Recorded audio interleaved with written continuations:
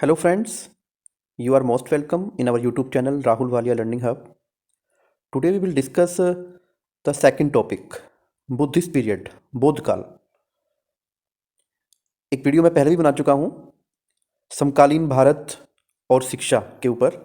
Unit first को हम लेके चले थे और उसमें पहला टॉपिक हमने पढ़ा था वैदिक काल।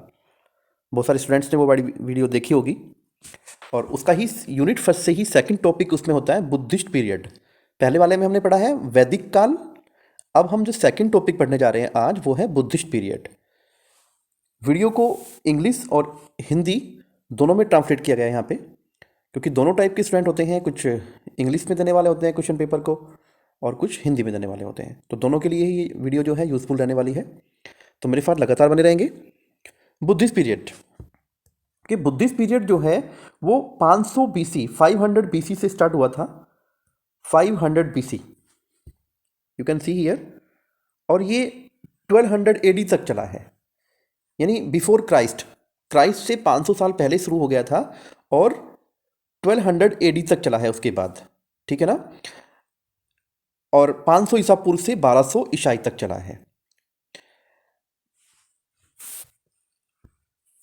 और इसमें क्या है कि ये जो शिक्षा नीति रही है बुद्धिस्ट पीरियड में, तो इसका आजीविकास एंड चार्वकास ओपोव द वैदिक कास्ट सिस्टम। जो वैदिक पीरियड में आपने देखा होगा कि वहाँ पे कास्ट सिस्टम रहा है। कास्ट सिस्टम बोले तो हमने पढ़ाया था कि वहाँ पे ब्राह्मण, क्षत्रिय और वैश्य लोगों को ही शिक्षा दी जाती थी। इन 3 वर्णों को शिक्षा दी जाती थी, जबकि हमारे जो सोसाइटी में 4 वर्ण होते हैं, एक शूद्र भी होता है।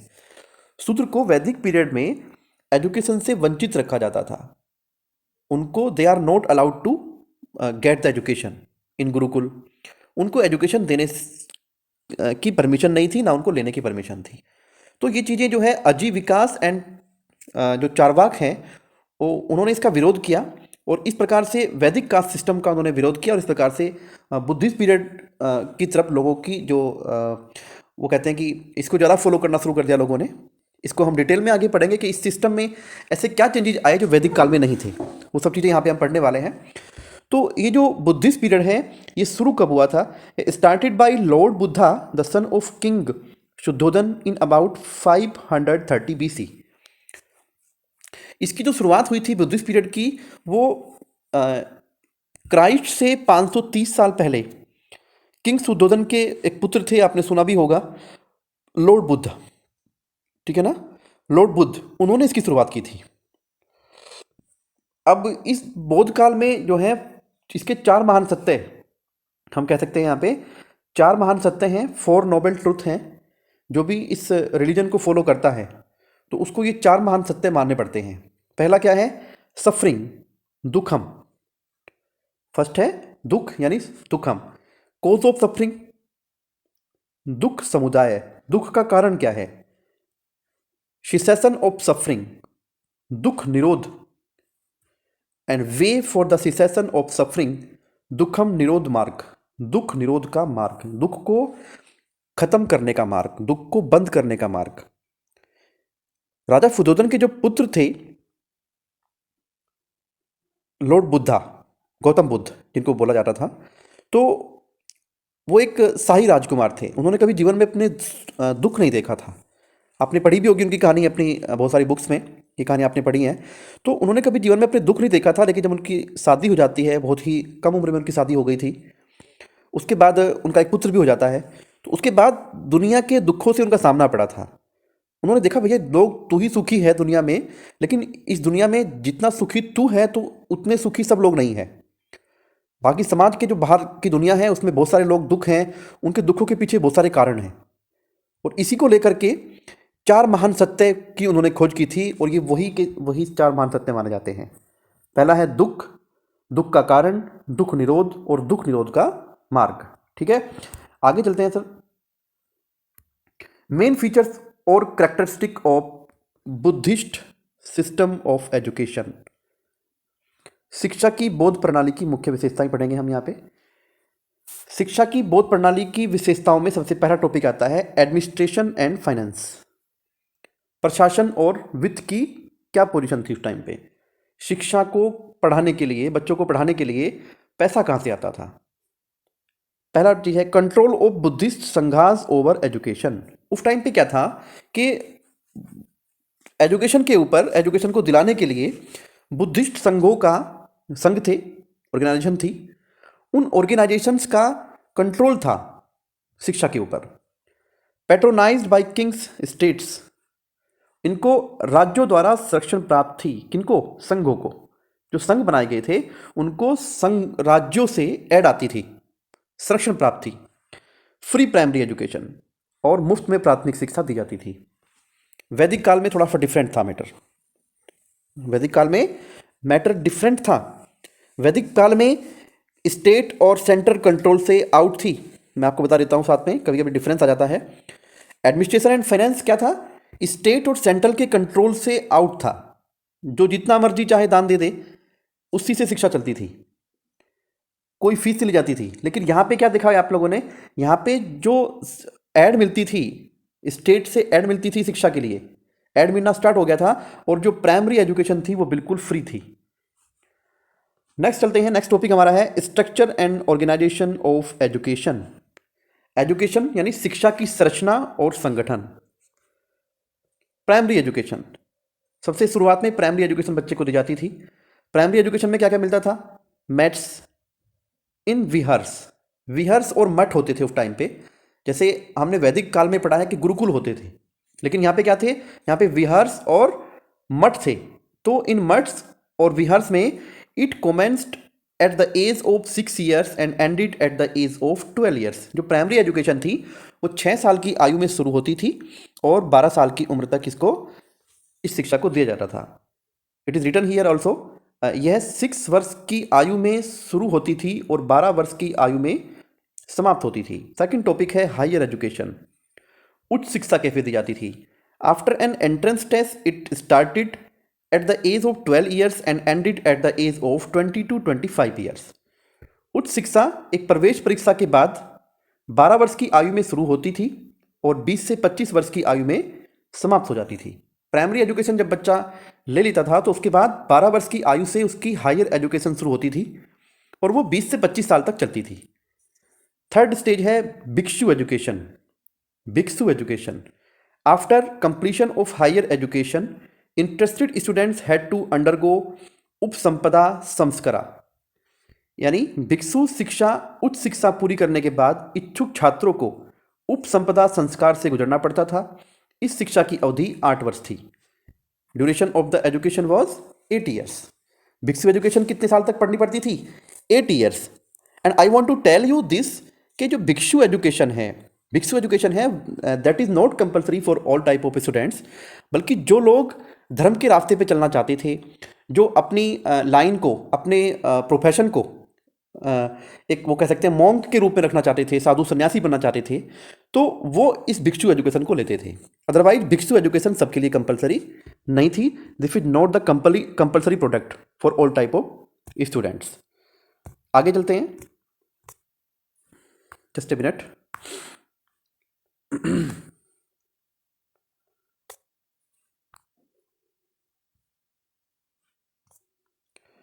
अब आगे आते हैं AIIMS and ideals of education.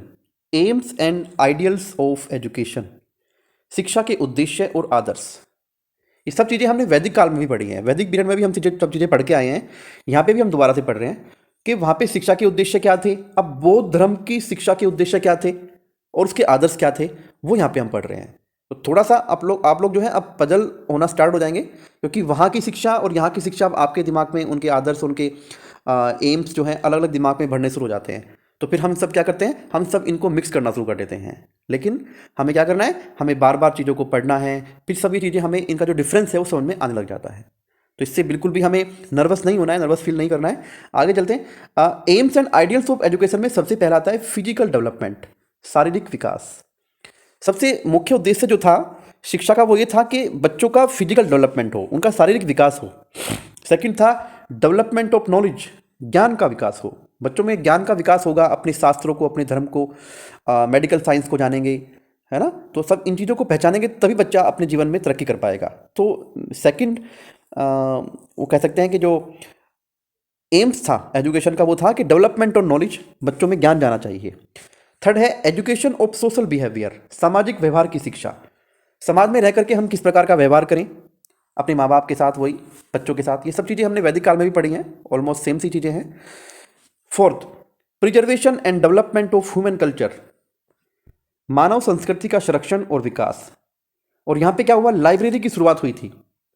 वैदिक काल में हमने कोई लाइब्रेरी की शुरुआत के बारे में नहीं पढ़ा है, लेकिन बौद्ध काल के अंदर लाइब्रेरी की शुरुआत हो गई थी। चाहे वो खुद हाथ से लिख करके ही लाइब्रेरी में पुस्तकों को रखते थे, जो स्क्रिप्ट लिखी जाती थी वो हैंड रिटन थी, प्रिंटेड नहीं थी। उस टाइम पे प्रिंटिंग मशीनें नहीं थी, लेकिन हाथ से लिख करके ही लाइब्रेरी के अंदर पुस्तकें रखी जाती थी, जिससे बच्चे उनको क्या करते थे, बार बार पढ़ा करते थे।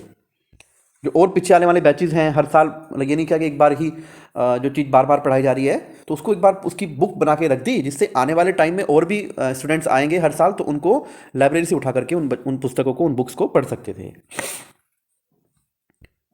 फिफ्थ एम्स है करेक्टर फॉर्मेशन, चरित्र निर्माण के लिए एजुकेशन दी जाती थी।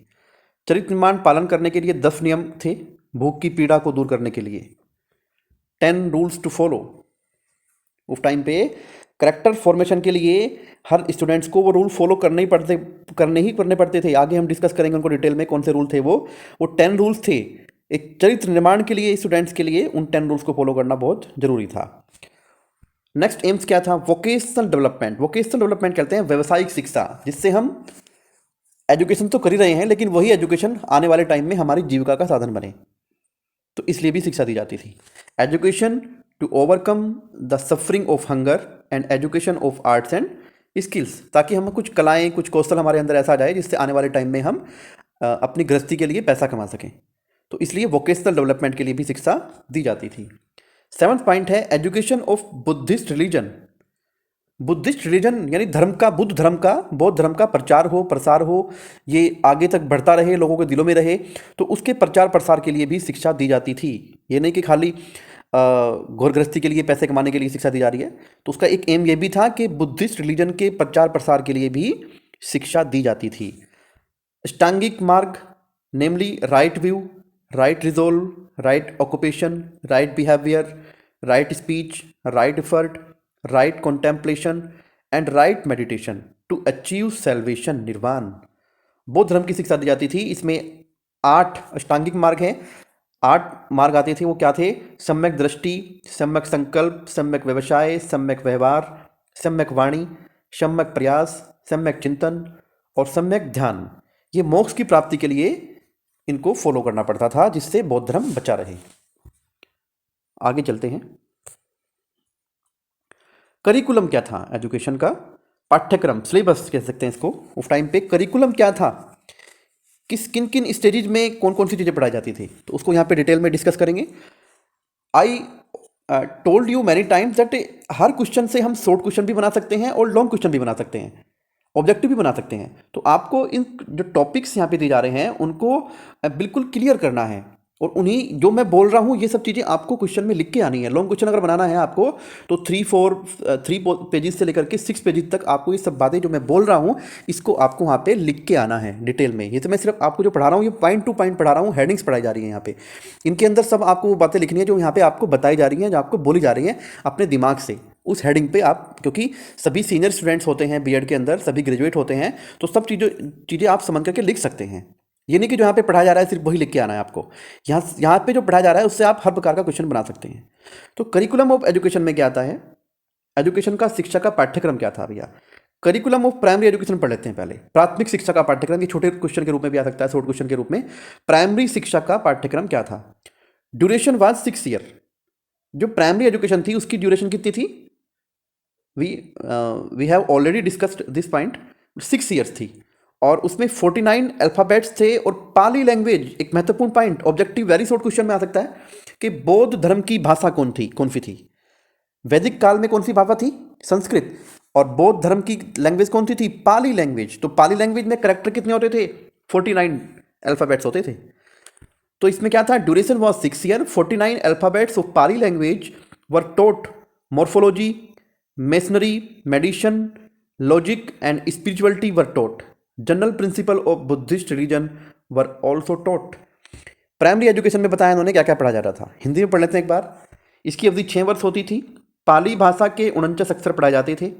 आकृति विज्ञान, राजमिस्त्री, चिकित्सा, तर्कशास्त्र और आध्यात्मिकता सिखाई जाती थी। बौद्ध धर्म के सामान्य सिद्धांत भी सिखाए जाते थे। बौद्ध धर्म के सामान्य सिद्धांत भी सिखाए जाते थे। करिकुलम ऑफ हायर एजुकेशन पढ़ते हैं। हायर एजुकेशन का क्या पाठ्यक्रम था? Duration was of 12 years. इसकी एजुकेशन की लिमिट कितनी थी? 12 ईयर्स थी। इसमें क्या क्या पढ़ा जाता था? पढ़ लेते हैं भैया। Knowledge of grammar, religion, astrology, Ayurveda, philosophy was imported along with some special languages. Pali, Prakrit and Sanskrit were also taught.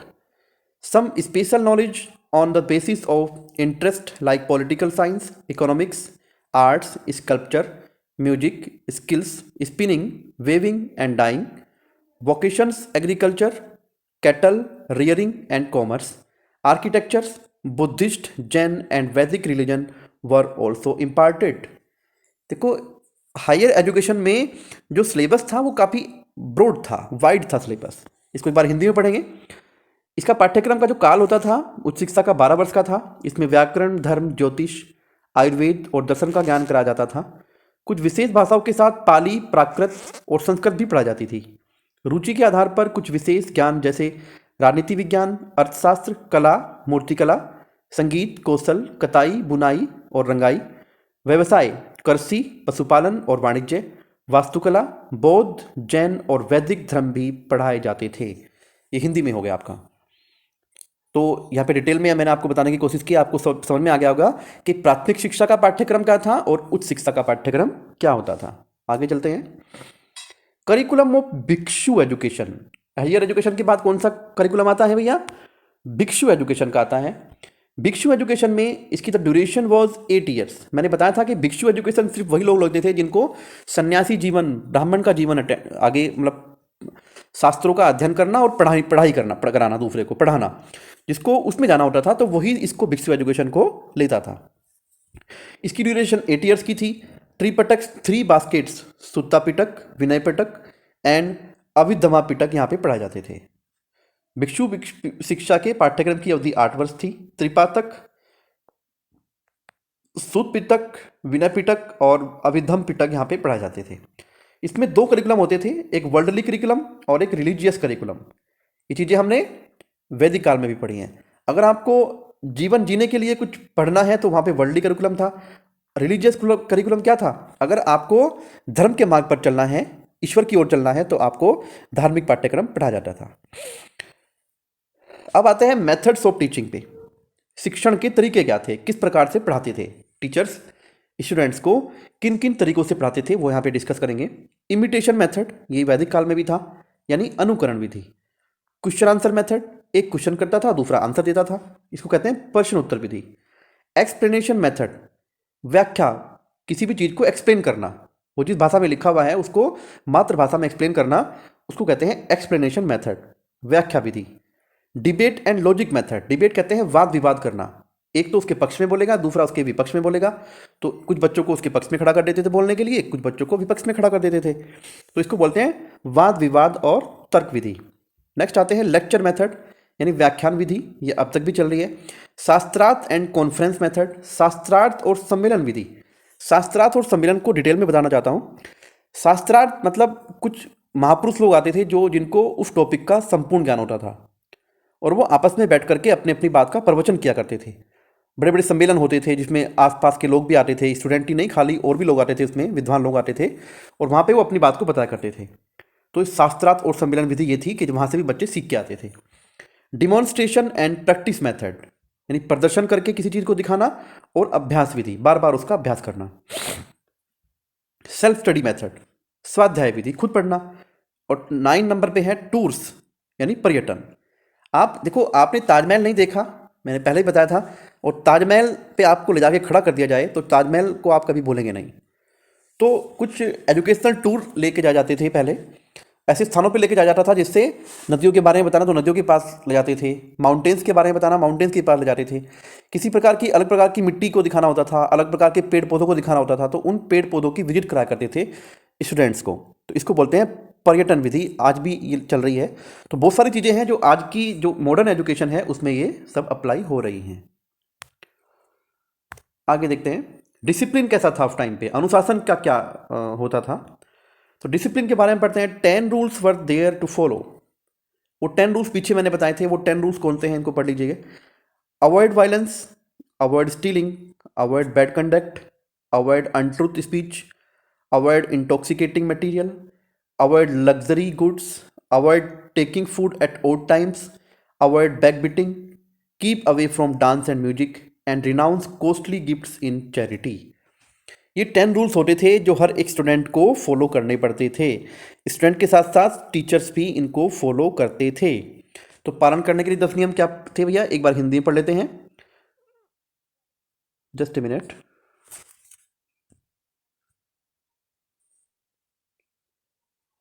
पालन करने के लिए 10 नियम क्या थे? पालन करने के लिए 10 नियम थे। हिंसा से बचें, चोरी से बचें, दुराचार से बचें, असत्य भाषण झूठ ना बोलें, मादक पदार्थों से बचें, यानी नशा करना अपराध था, विलासिता की वस्तुओं से बचें, जो लग्जरीज लाइफ है, शाही जीवन जीना, उससे बचना था। चाहे वो किसी भी राजा का बेटा होता था, लेकिन जब वो स्टूडेंट होता था तो उन सब चीज़ों से उसको दूर रखा जाता था। विषम समय पर भोजन करने से बचें। भोजन के समय पे ही करना है, यानी कि 4 बजे भूख लग गई 4 बजे खाना खा लिया, ऐसा नहीं था। पीठ पीछे काटना का मतलब है कि पीठ पीछे किसी से चुगली करने से बचना था। नृत्य और संगीत से दूर रहें। और दान में कीमती उपहारों का त्याग, कोई आपको दान में कीमती उपहार दे रहा है तो उसको अवॉइड करना था। और छात्रों और भिक्षुओं को संघ के नियमों और विनियमों का कड़ाई से पालन करना पड़ता था। कि पहले बता चुका हूं कि जो रूल्स थे ये सबके लिए थे, भिक्षुज के लिए भी। जो संघ के रूल थे वो भिक्षुज के लिए और स्टूडेंट्स दोनों के लिए होते थे। टीचर्स के बारे में पढ़ते हैं। टीचर्स उपाध्याय एंड उपाध्याय इनको बोलते थे हम। उपाध्याय बोलते थे टीचर को। They had to study 12 years after higher education. They had to adopt Buddhism and life long celebration. They had to follow sangha discipline. They had to make arrangements of boarding of their students. Hindi में पढ़ लेते हैं। उच्च शिक्षा के बाद उन्हें 12 साल तक पढ़ना पड़ता था। किनको? टीचर्स को, उपाध्याय को। उन्हें बौद्ध धर्म और आजीवन ब्रह्मचर्य अपनाना पड़ता था। उन्हें संघ के अनुशासन का पालन करना पड़ता था। उन्हें अपने छात्रों के रहने की व्यवस्था करनी पड़ती थी। ये शिक्षक के लिए बताया गया है कि शिक्षक को क्या क्या करना पड़ता था। अब आगे स्टूडेंट्स के बारे में भी आएगा कि स्टूडेंट्स को क्या करना पड़ता था। तो बहुत सारे क्वेश्चन बन सकते हैं यहाँ पे कि बौद्ध काल के अंदर अनुशासन क्या होता था, कैसा होता था। शॉर्ट क्वेश्चन आ सकता है। बौद्ध काल के अंदर शिक्षकों को कौन कौन से नियमों का पालन करना पड़ता था, शिक्षक की क्या कितनी एजुकेशन होती थी। तो आप लिख सकते हैं कि उसको भिक्षु एजुकेशन पढ़नी पड़ती थी 12 साल तक। हायर एजुकेशन के बाद ये इसका शॉर्ट आंसर बन सकता है। आगे चलते हैं। स्टूडेंट्स, मैंने कहा था कि अभी स्टूडेंट्स के बारे में आने वाला है। स्टूडेंट्स इनको बोलते थे श्रमण या समनीर, समरण या समनेर बोलते थे। They had also to follow 10 rules. They also followed rules and regulation of math and vihar. उन्हें वो 10 नियम भी मानने पड़ते थे, उन 10 नियमों का पालन करना पड़ता था। उन्हें मठ और विहार के नियमों का और विनियमों का पालन करना पड़ता था। ऐसा नहीं किए कि मठ और विहार में रहने के लिए भैया छोड़ दे, हम तो बस पढ़ने पढ़ने आते हैं यहाँ पे और चल दिए। मठ और विहार के जो विहार थे उनके नियमों का पालन करना पड़ता था compulsory. Contribution of Buddhist system of education in the development of modern system of education. Buddhist system of education को हमने पढ़ लिया है, मोस्टली सारी चीज़ें पढ़ ली हैं। उनका करिकुलम, उनके एम्स क्या थे, मोटिव्स क्या थे, और कैटेगरीज क्या थी, किस प्रकार से शिक्षा दी जाती थी। ठीक है ना। तो यहाँ पे हम पढ़ रहे हैं कि जो बुद्धिस्ट सिस्टम ऑफ एजुकेशन था उसका मॉडर्न सिस्टम ऑफ एजुकेशन में क्या योगदान रहा है। मतलब मॉडर्न सिस्टम ऑफ एजुकेशन ने बुद्धिस्ट सिस्टम ऑफ एजुकेशन से क्या क्या चीज़ें ली हैं, ये कहना चाहिए। शिक्षा की आधुनिक प्रणाली के विकास में बोर्ड शिक्षा प्रणाली का योगदान। बोर्ड शिक्षा प्रणाली का आज की पढ़ाई के पाठ्यक्रम में, आज की शिक्षा प्रणाली में क्या योगदान रहा है, यहाँ पे उन टॉपिक्स को हम डिस्कस करेंगे। देखो यहाँ पे क्या सबसे अच्छी चीज़ें थी। बिगिनिंग ऑफ सेंटर कंट्रोल, यहाँ पे सेंटर का कंट्रोल होना शुरू हो गया था, केंद्रीय नियंत्रण की शुरुआत हो गई थी बुद्धिस्ट पीरियड में। Nature of the AIIMS of education, शिक्षा के उद्देश्य की प्रकृति, व्यापक पाठ्यक्रम और विशेषज्ञता। वैदिक काल से जो शिक्षा का जो पाठ्यक्रम था वो बौद्ध धर्म का ब्रॉड था, थोड़ा वाइड था। Okay. Broad curriculum and specialisation, कक्षा शिक्षण और स्वाध्याय की शुरुआत हो गई थी। ब्रॉड, नहीं नहीं, कक्षा शिक्षण नहीं, ब्रॉड करिकुलम, ये थोड़ा थोड़ा यहाँ पे मिस्टेक हो रही है इसमें। व्यापक पाठ्यक्रम और विशेषज्ञता, इसमें यहाँ पे ये पढ़ेंगे हिंदी में, ये थोड़ा सा इसको गलती हो गया, मिस्टेक है। व्यापक पाठ्यक्रम था और एक स्पेशलाइजेशन था। सपोज कीजिए आपको कैटल हियरिंग में जाना है, आपको एग्रीकल्चर में जाना है, तो आपको एग्रीकल्चर की एक स्पेशल एजुकेशन दी जाती थी। आपको डॉक्टर बनना है, वैद्य बनना है, तो उसको मेडिकल साइंस की स्पेशल एजुकेशन दी जाती थी। Okay. Beginning of classroom teaching and self study, और क्या खास बात थी इसकी, इसमें क्लासरूम शुरू हो गए थे। जो यूनिवर्सिटीज़ थी वहाँ पे क्लासरूम थे, क्लासरूम के अंदर बिठा कर के बच्चों को पढ़ाया जाता था। ओके, तो क्लासरूम की शुरुआत हो गई थी। सेल्फ स्टडी, बच्चों ने खुद पढ़ना शुरू कर दिया था, घर पे स्वाध्याय की शुरुआत कर दी थी। यानी कि बच्चे जब तक गुरुकुल में टीचर पढ़ा रहे हैं तभी पढ़ना है, बुक्स की शुरुआत हो गई थी, बुक्स थी उनके पास, वो घर पे बैठ के सुबह शाम अपने आप भी स्वाध्याय किया करते थे। Okay. Continuity of cordial relationship between teachers and students, अध्यापकों और स्टूडेंट्स के, छात्रों के बीच में जो रिलेशनशिप थी वो सौहार्दपूर्ण थी, मतलब एक दूसरे का दिल से सम्मान करते थे।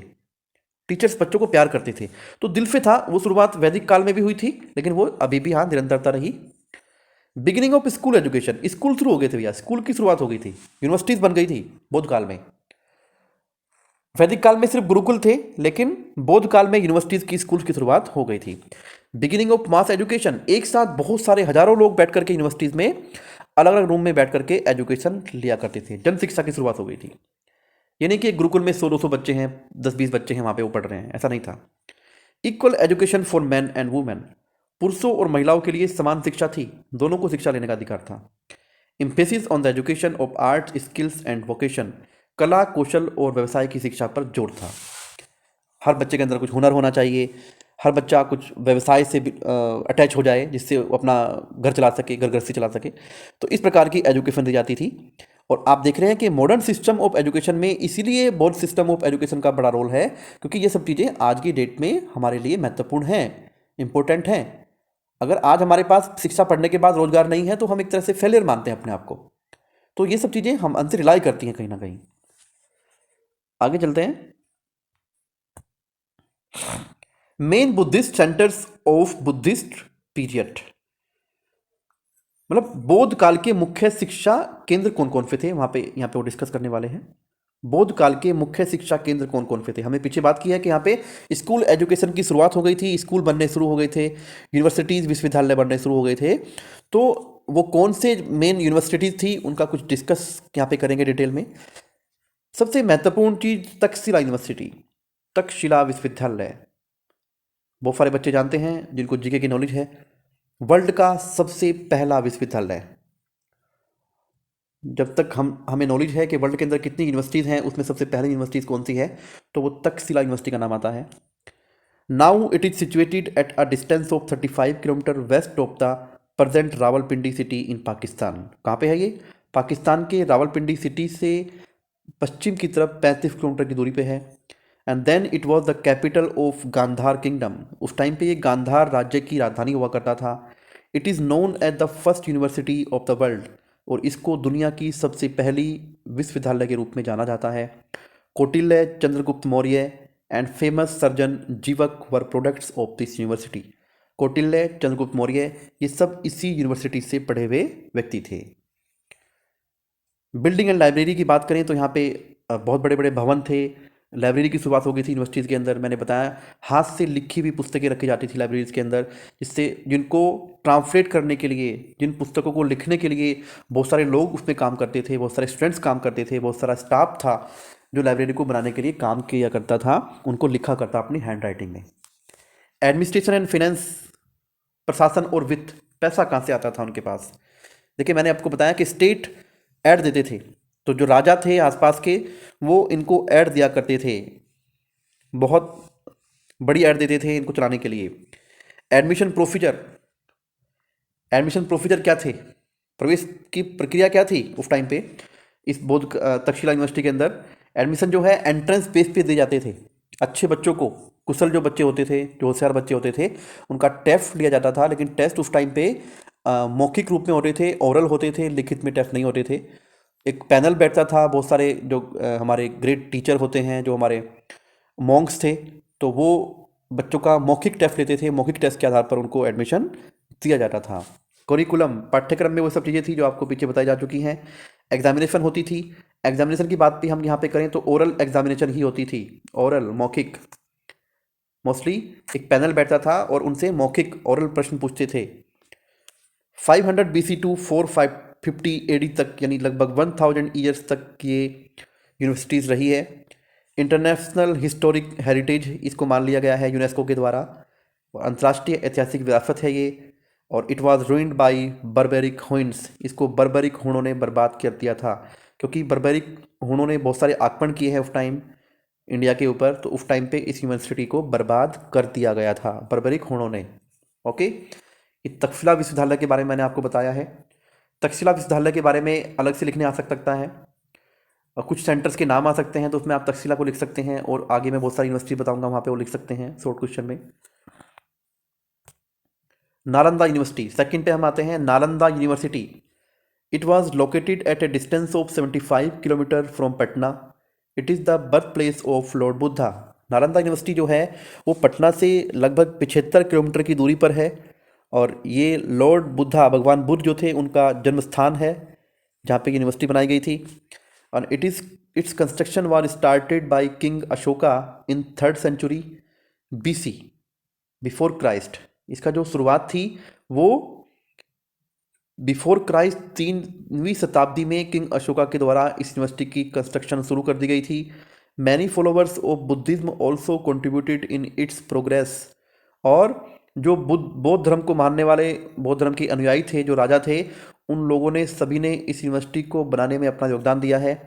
कुमार गुप्त 414 से लेकर के 15 AD got many of its building constructed. उन्होंने भी इस बिल्डिंग के अंदर बहुत सारे भवनों, बहुत सारे कमरों का निर्माण करवाया था। किसने? कुमार गुप्त ने।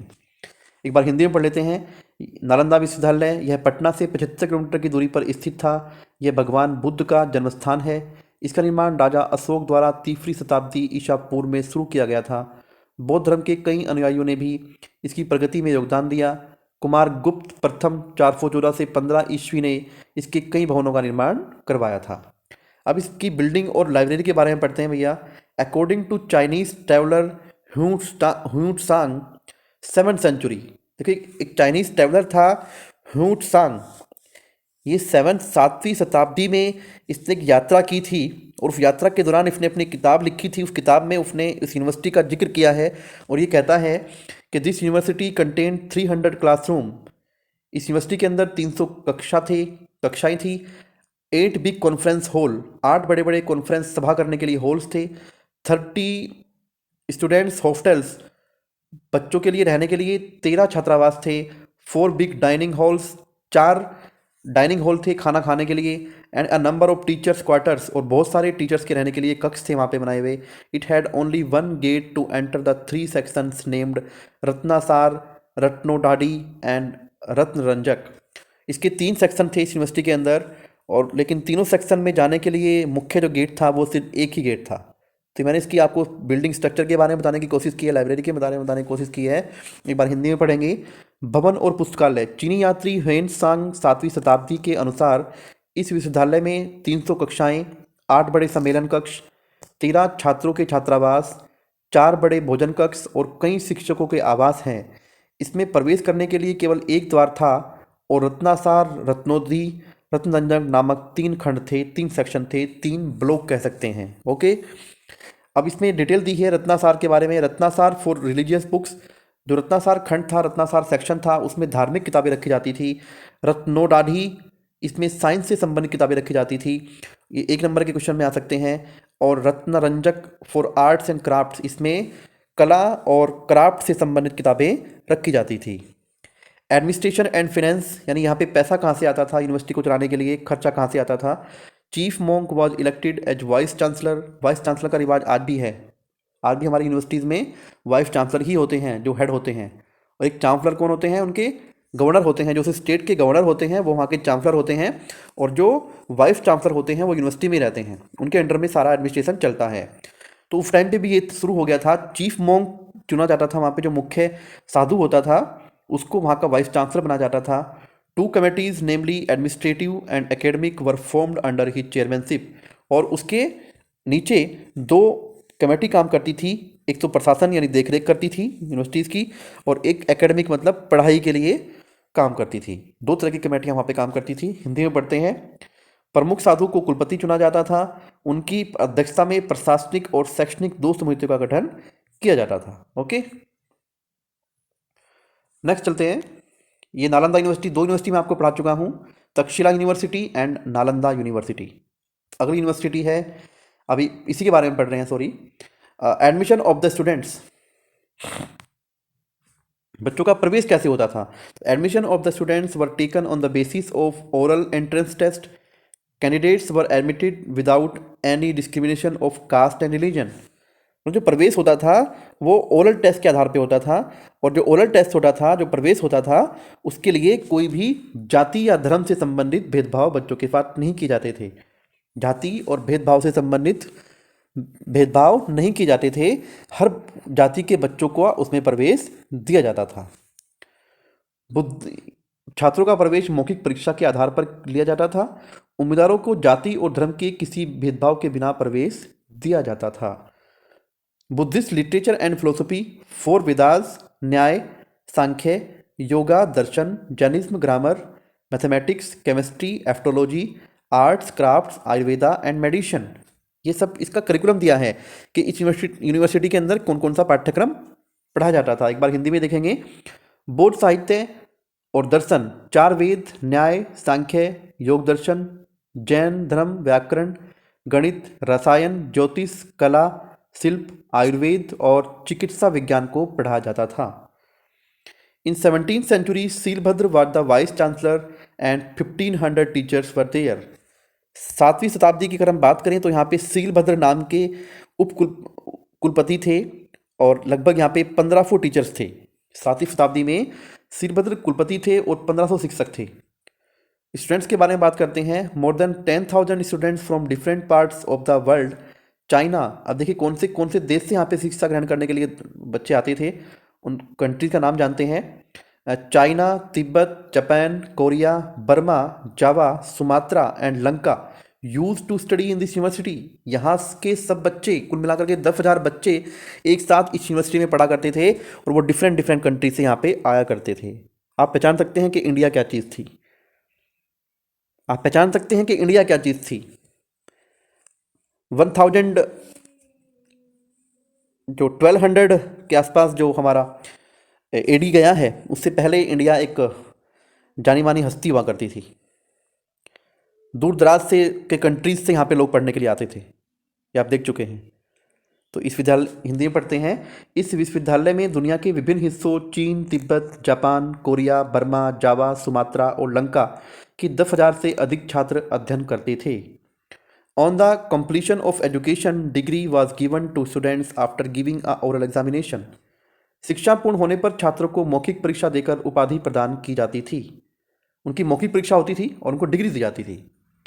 इन 1205 AD it was ruined by Bakhtiyar Khilji, the army general of Qutubuddin Aibak, who ascended the throne of Delhi. अब इसका विनाश कैसे हुआ था।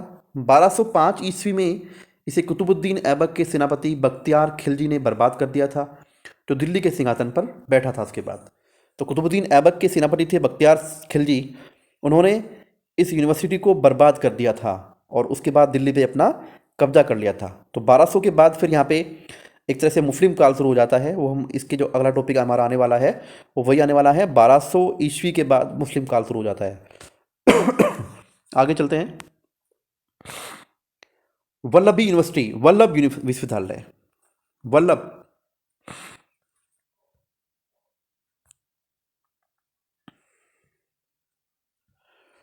वल्लभ के बारे में पढ़ते हैं। It was located near Kathiawar in Gujarat. यह गुजरात के काठियावाड़ में स्थित थी। It was the capital of Maitraka dynasty in 4th century.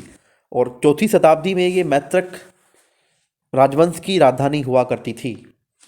More than 100 billionaire, बढ़ते रहिए भारत के बारे में। More than 100 billionaire lived there at the time. उस समय लगभग 100 से ज़्यादा अरबपति वहाँ पे रहते थे।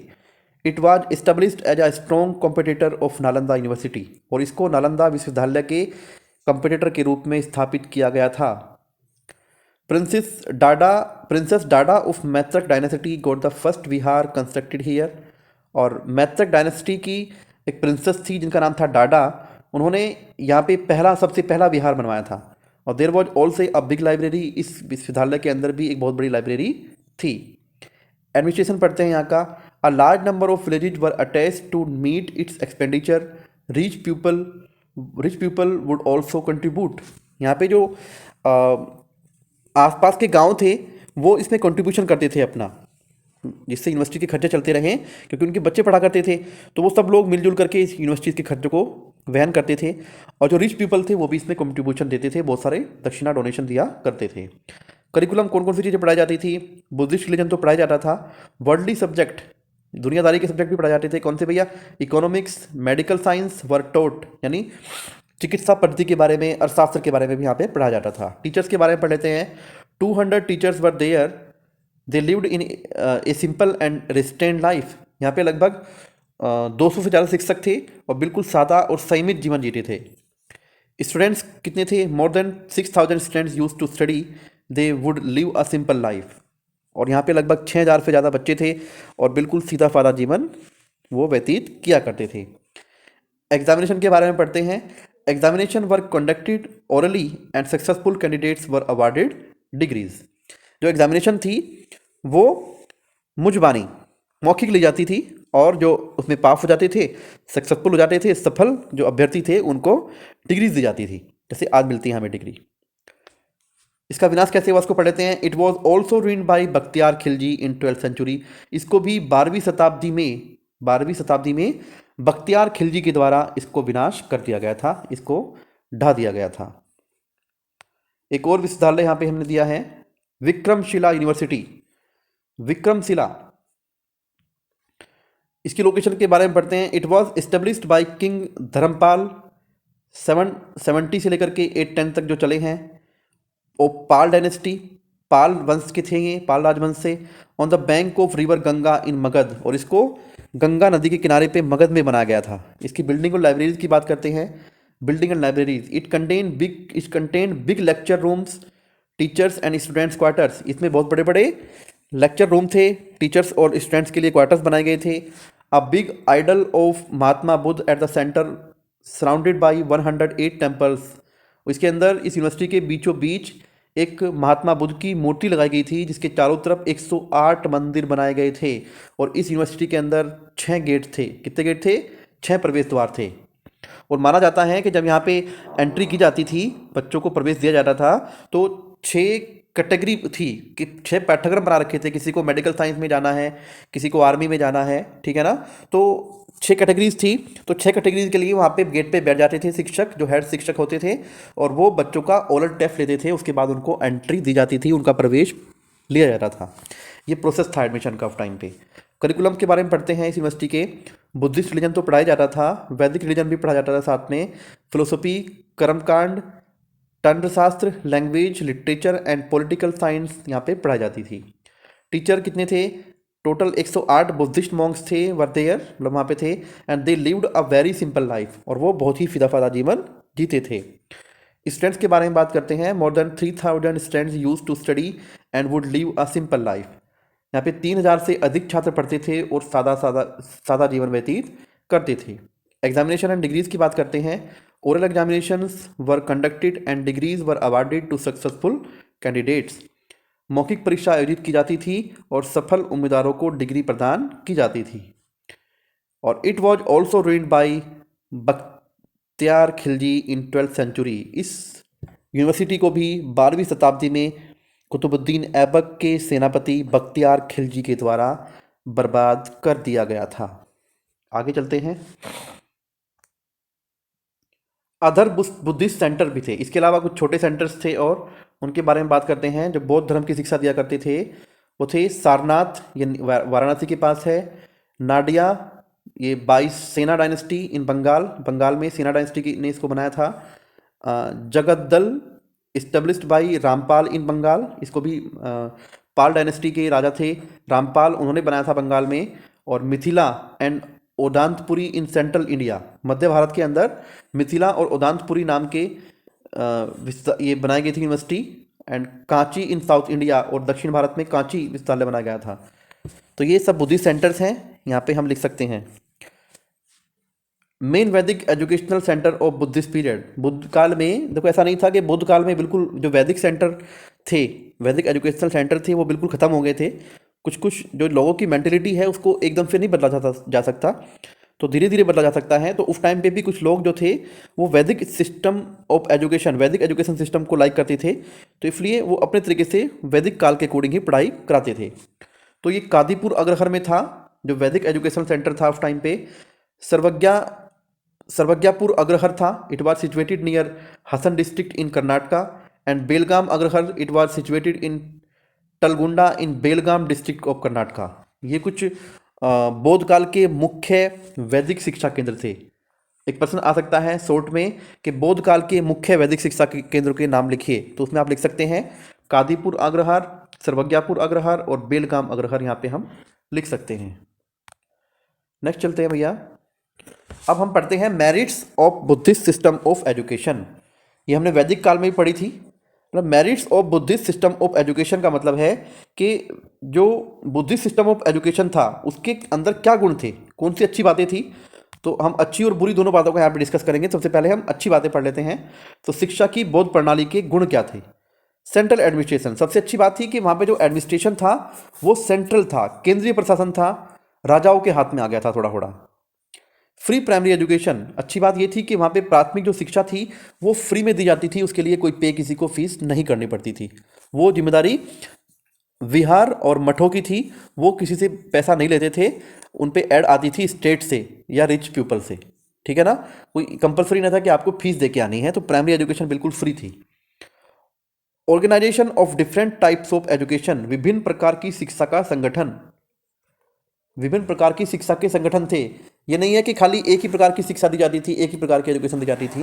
जिसको जिस प्रकार की एजुकेशन लेनी है, जिस भी क्षेत्र में जाना है, उस प्रकार की शिक्षा ले सकता था। इक्वालिटी फॉर ऑल, सभी के लिए शिक्षा थी।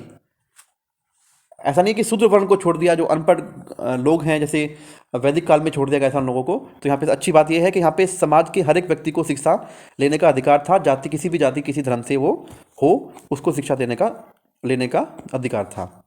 Broad aims and ideals of education, शिक्षा के व्यापक उद्देश्य, व्यापक का मतलब होता है कि जो उद्देश्य और आदर्श थे वो व्यापक थे।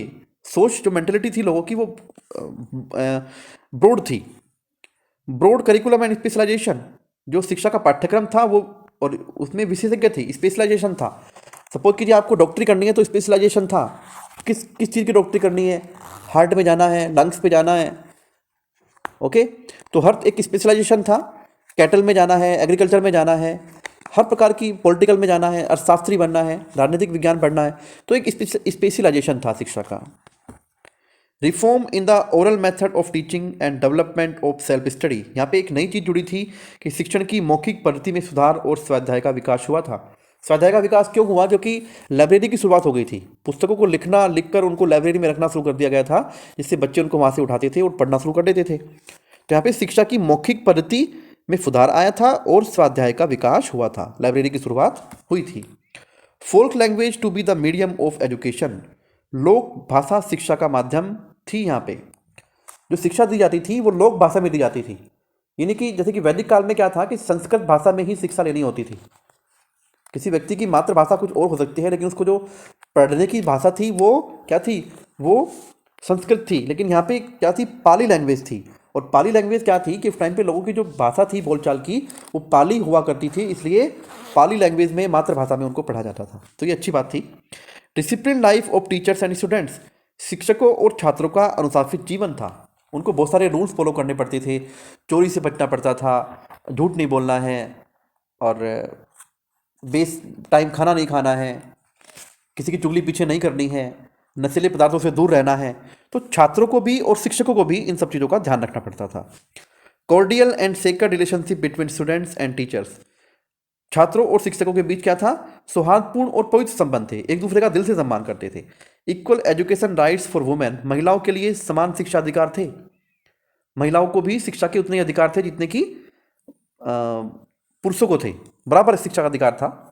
भले ही वो कम था, वो पढ़ती नहीं थी, अपने आप नहीं जाती थी, कोई बेहतर नहीं था, लेकिन महिलाओं को शिक्षा देने से कोई मना नहीं करता था। Organisation of art, craft, skill and vocational education, हर तरह की शिक्षा दी जाती थी, कला, शिल्प, कौशल और व्यवसायिक हर प्रकार की शिक्षा दी जाती थी। तो ये थे merits of Buddhist system of education. ये सब मैंने आपको हेडिंग बताए हैं। इस हेडिंग को आप लिखेंगे, ब्लैक इसको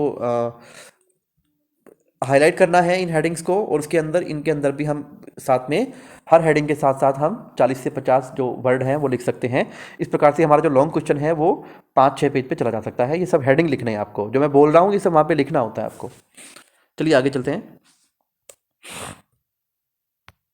अब पढ़ते हैं demerits of Buddhist system of education. यानी कि सारे के सारे गुण ही थे बुद्धिस्ट सिस्टम ऑफ एजुकेशन में, सारे के सारे गुण ही थे, कुछ दोष भी थे।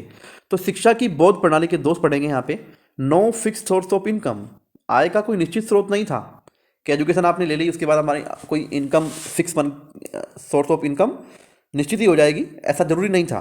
तो फिक्स स्रोत नहीं था। अनसाइकोलॉजिकल ऑर्गेनाइजेशन ऑफ एजुकेशन, शिक्षा का गैर मनोवैज्ञानिक संगठन था। गैर मनोवैज्ञानिक संगठन का क्या मतलब है कि सपोज कीजिए प्राइमरी एजुकेशन मैंने वहां पे दी, प्राइमरी के बाद क्या थी?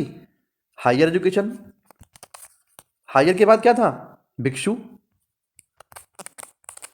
अब जो प्राइमरी का एजुकेशन देने का जो सिस्टम था वहां पे साइकोलॉजिकल चीज़ों को ध्यान नहीं दिया जा रहा था। बच्चों को किस प्रकार से समझ में आएगा, वही शुरू से रटाफिकेशन चला दिया, शुरू से ही वही विधि अपना ली जो बड़े बच्चों के लिए अपनाते हैं। तो छोटे बच्चों के लिए कोई साइकोलॉजिकल चीज़ें नहीं थी जो उनके लिए इस्तेमाल की जाएं। जैसे कि आप मॉडर्न सिस्टम ऑफ एजुकेशन में देख सकते हैं कि छोटे बच्चों को, उसको हम नर्सरी सेक्शन बोलते हैं, प्री प्राइमरी सेक्शन बोलते हैं, तो उस वहाँ पे बच्चों को खेल खेल में पढ़ा जाता है, बहुत सारे अच्छे चित्र के माध्यम से पढ़ा जाता है, तरीके होते थे पढ़ाने के लिए, लेकिन वहाँ पे ऐसा कोई सिस्टम नहीं था। तो इन चीज़ों का अभाव था। Lack of balance in the aims and ideals of education, शिक्षा के उद्देश्यों और आदर्शों में संतुलन का अभाव था। Neglect of child centred teaching method, बाल केंद्रित शिक्षण विधियों की उपेक्षा, मतलब बच्चों को पढ़ाने के लिए कोई अलग से टीचिंग मेथड नहीं थे, वही बड़ों के टीचिंग मेथड उन पे प्रयोग किए जाते थे। स्ट्रिक्ट डिसिप्लिन था, बहुत ही सख्त अनुशासन था। जो मठ और विहार होते थे उनमें बहुत ही सख्त डिसिप्लिन था, उसको फॉलो करना पड़ता था स्टूडेंट्स को, जो नहीं होना चाहिए। एक जैसा बोझ भार था, जल्दी उठना, सुबह खड़ा होना, फिर पढ़ना उस टाइम से, वो करना। तो एक बोझ भार था, एक सख्त अनुशासन हुआ करता था, जो आज के सिस्टम में नहीं है। Hard life of educational institution, शिक्षण संस्थानों का कठिन जीवन। शिक्षण संस्थान में जो भी रहते थे, चाहे वो मॉन्क्स थे, भिक्षु थे, चाहे वो स्टूडेंट्स थे, सभी को एक जो लाइफ थी उनकी एक हार्ड लाइफ जीनी पड़ती थी। डिक्लाइन इन वुमेन एजुकेशन, महिला शिक्षा में गिरावट आई थी उस टाइम पे, बौद्ध काल के अंदर महिला शिक्षा में गिरावट आई थी। ठीक है, मठ और विहार दोनों तरह के लोगों के लिए थे, लेकिन हर व्यक्ति वहाँ पे कोई स्पेशल इंतजाम नहीं थे महिलाओं के लिए। लड़कियों को अपनी वहाँ पे पढ़ाने के लिए अलग छात्रावासों का सही प्रबंध नहीं था, उनके लिए अलग बैठने की व्यवस्था नहीं थी, इसलिए हर समाज का हर व्यक्ति अपनी बेटी को पढ़ने के लिए मठ और विहार में नहीं भेजता था, बहुत ही कम लोग भेजा करते थे। तो महिला शिक्षा में गिरावट आई थी। 8 पॉइंट है क्या? लैक ऑफ मिलिट्री एजुकेशन, ये सबसे महत्वपूर्ण पॉइंट है। इसका क्वेश्चन भी आ सकता है कि बौद्ध काल में जो यूनिवर्सिटी थी उनका अंत क्यों हुआ, उसके पीछे क्या कारण थे? उसके पीछे कारण था लैक ऑफ मिलिट्री एजुकेशन, सैन्य शिक्षा का अभाव। देखिए, जो बुद्ध थे, महात्मा बुद्ध थे, वो वायलेंस को पसंद नहीं करते थे, वो नॉन वायलेंस के पुजारी थे, वो अहिंसा के पुजारी थे, हिंसा उन्हें अच्छी नहीं लगती थी, इसलिए उन्होंने अपने धर्म में, अपने जो उनका करिकुलम था उसमें मिलिट्री ऑफ एजुकेशन को हटाया हुआ था। वहाँ पे किसी को शस्त्रों को चलाने के लिए विद्या नहीं दी जाती थी। वो लोग कहते थे कि शांति और अहिंसा से ही राज किया जा सकता है, शासन किया जा सकता है। और इसी प्रकार दूसरे जो आसपास के मुस्लिम शासक थे उन्होंने इस चीज़ का फ़ायदा उठाकर, क्योंकि यहाँ पे उस टाइम पे जो लोग थे उनके पास एजुकेशन तो था लेकिन उनके पास शस्त्रों की विद्या नहीं थी, और शस्त्रों की विद्या नहीं थी तो इसी वजह से आपने देखा होगा कि बहुत सारी जो यूनिवर्सिटीज़ हैं वो कुतुबुद्दीन ऐबक के प्रतिनिधित्व में तोड़ी गई थी। तो इसी वजह से तोड़ी गई थी क्योंकि कोई भी राजा हिंसा करने से बचता था, ये उनके धर्म में लिखा हुआ था, बौद्ध धर्म में लिखा हुआ था, वो हिंसा नहीं करते थे, और इसीलिए उन्होंने लैक ऑफ मिलिट्री एजुकेशन यानी वहाँ पे सैन्य शिक्षा का अभाव था। Education of Buddhism in the name of religious and moral education, धार्मिक और नैतिक शिक्षा के नाम पर बौद्ध धर्म की शिक्षा। धार्मिक और नैतिक शिक्षा के नाम पर वहाँ पे बौद्ध धर्म की शिक्षा लोगों को दी जाती थी। Education of Buddhism in the name of religious and moral education. मतलब क्या था कि लोगों जो बच्चे थे उनको बताया जाता था कि भैया धर्म की शिक्षा दी जाएगी, आपको मॉरल एजुकेशन दी जाएगी, लेकिन उसके साथ साथ उसकी आड़ में वो लोग अपने बौद्ध धर्म का प्रचार किया करते थे, बौद्ध धर्म के पाठ्यक्रम को पढ़ाते थे, बौद्ध धर्म की पुस्तकें पढ़ाते थे। बौद्ध धर्म जिससे बढ़े, लोगों की मेंटेलिटी बढ़े, उसके अनुयायी बढ़े, फॉलोवर बढ़े, तो इस वजह से बौद्ध धर्म की शिक्षा दी जाती थी। किसकी आड़ में? धार्मिक और नैतिक शिक्षा की आड़ में। तो ये हमारी लास्ट स्लाइड थी, ये हमारा लास्ट टॉपिक था, और मैंने यहाँ पे आप देख रहे हैं एंड ऑफ स्लाइड्स आ गया है। तो आज ये टॉपिक हमारा ख़त्म होता है, लेकिन ये यूनिट अभी भी ख़त्म नहीं हुई है। इसके बाद इसमें मुस्लिम काल को हम पढ़ेंगे। जो नेक्स्ट वीडियो की आएगी वो मुस्लिम काल से रिलेटेड आएगी। और आई होप कि आपको ये वीडियो आपके दिमाग में अच्छी तरह से फिट होगी। एक बार में फिट नहीं होती है तो 2 बार देखें। कोई भी क्वेश्चन किसी भी तरह का है, कोई आपको मेरे से पूछना है, तो आप कमेंट बॉक्स में डाल सकते हैं। मेरे साथ लगातार बने रहिएगा। जय हिंद, जय भारत।